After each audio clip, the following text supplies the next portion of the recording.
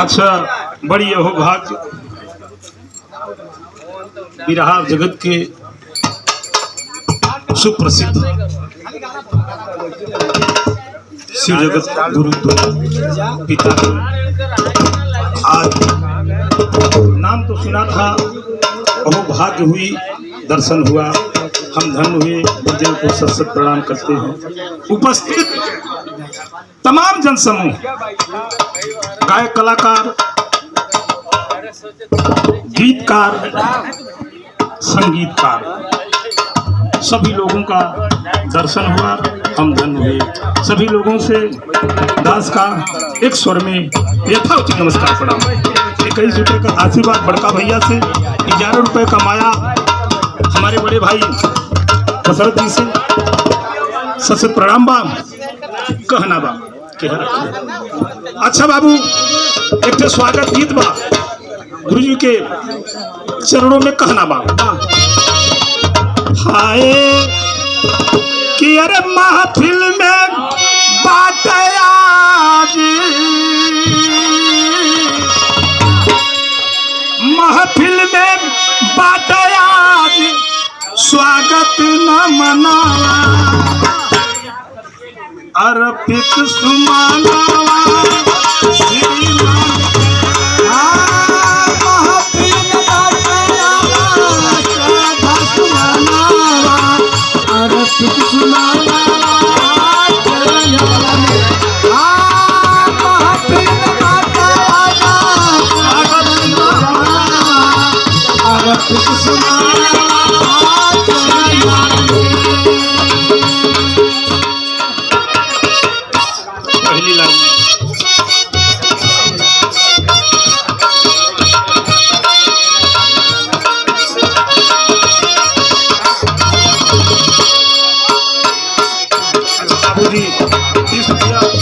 बड़का भैया गुरु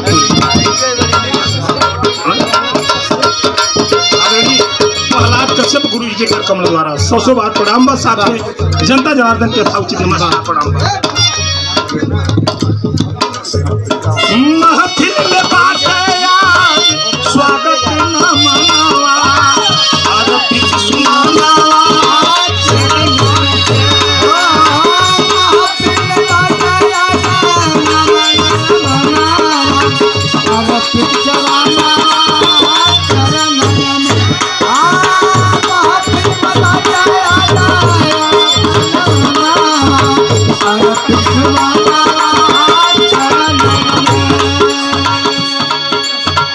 अंतरा लाइन में पहली लाइन में भक्त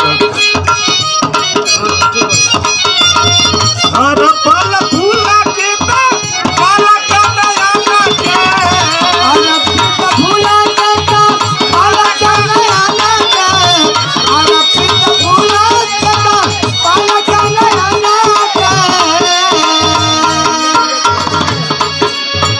रोमा रोमा हंसत बदना के, रोमा रोमा हंसत बदनी के, रोमा रोमा हंसत बदनी के,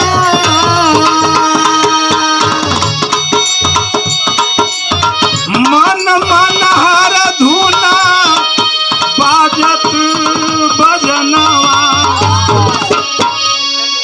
मन मन हर धुना बाजत बजनवा, अर्पित सुमाना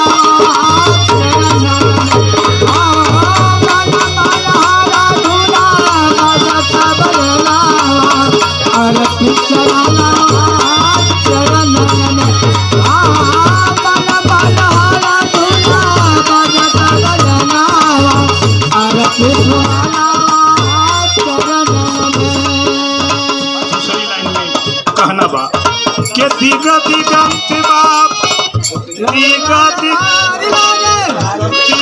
दिगंत बाप, खुशया खुशया पमारा पारा, दिगा दिगंत खुशया पमारा पारा, झलकत मधुरा सा हारा गगना पारा, झलकत मधुरा सा हारा गगना पारा,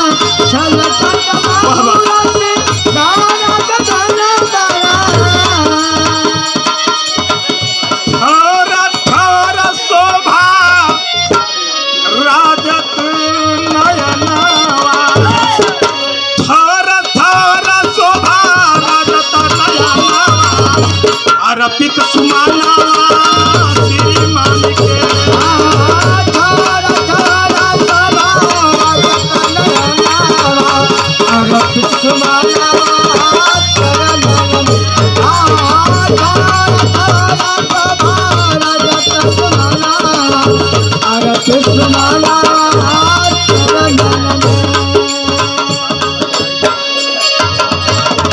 लास्ट लाइन में भक्त अपने अखाड़े का परिचय देता है। जय जखाड़ा जतु रघु नाथ गंगाधारी, जय जखाड़ जतु रघु नाथ गंगाधारी, जय जखाड़ जतु रघु नाथ गंगाधारी। सोच सने ही सन मितवा बिहारी, सोच सने ही सन मितवा बिहारी, सोच सने ही सन मितवा बिहारी। विष्णु देव सलामी श्यामा धरक तरनावा, विष्णु देव सलामी श्यामा धरक तरनावा, अर्पित सुनाना